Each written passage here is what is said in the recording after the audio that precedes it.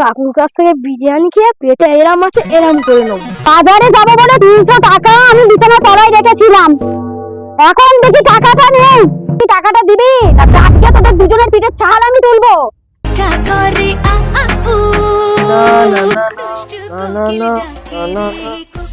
ও মা বলেছে ঢেঁড়স গুলো তুলে রাখতে, ঢেঁড়সে তরকারি আর ভাত হবে। তারপর তো 200টা টাকা আছে, ওগুলা ড্যামে গিয়ে মাংস আর ভাজাটা আনবো না। এই ব্যাপারটা মোটু জানতো না, জানতে পারে। তুলি তুলি তুলি তুলি শাক তুলি। মা বলেছে শাকগুলো তুলে রাখতে, খেলেও 100টা টাকা আছে।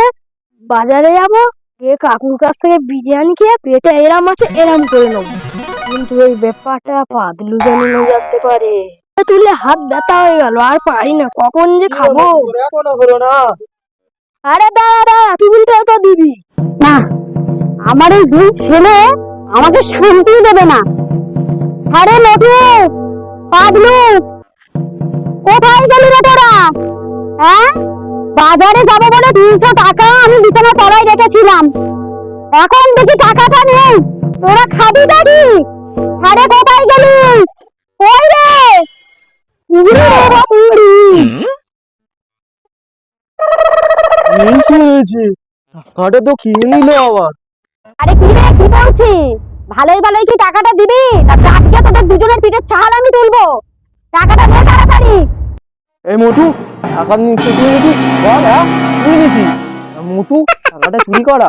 আরে আমি তো নিয়েছি 100 টাকা, মা বলছে 300 টাকা, আর 200 টাকাটা কোথায় গেল? এই সুখো দাদাটারই কাজ। না না না না, এদের সোজা আঙুলে ঘি উঠবে না। আমি বরঞ্চ এদের ওই চাল পোড়া খাওয়ানোর ভয় দেখাই। দেখ, তোদের শেষবার বলছি, তোরা বলবি কি না বল। তোদের ওষুধ কিন্তু আমার জানা আছে, ঠিক আছে? ওই গোপালের কাছ দিয়ে গিয়ে চাল পোড়ারে খাওয়াবো, তারপরে যে টাকা নিয়েছিস তোদের দুজনের মধ্যে তার কিন্তু গলা আটকে যাবে, তখন ওই ব্যা ব্যা ব্যা ব্যা করতে হবে। তাই ভালোই ভালোই বলছি, টাকাটা দিয়ে দে। এবার যা, যদি চাল পোড়া থেকে বাঁচতে চাস তাহলে মার কাছে টাকাটা গিয়ে দিয়ে দে। এই তুই চুরি করেছিস, তুই চুরি করে খেতে দেখ, তুই তো করেছিস, আমার দিকে দেখ। কিরে, তোরা দুই ভাই কি চিন্তা ভাবনা করলি? ভালোই ভালোই তাহলে টাকাটা দিবি না, তাই তো? ঠিক আছে, আমি এই চাল পড়িয়ে আনতে গেলাম, ঠিক আছে? তোরা রেডি থাক।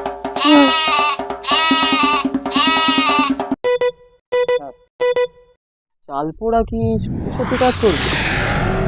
টাকা তো আমি বেশি নিচ্ছি, তাহলে গলা কি আমার আটকাবে? মোদির সাথে একটা আলোচনা করতেই হবে আমার। রেশনের ব্যাগ থেকে দুটো চাল নিয়ে এসব চাল পোড়া টাল পোড়া তো কিছু হয় না।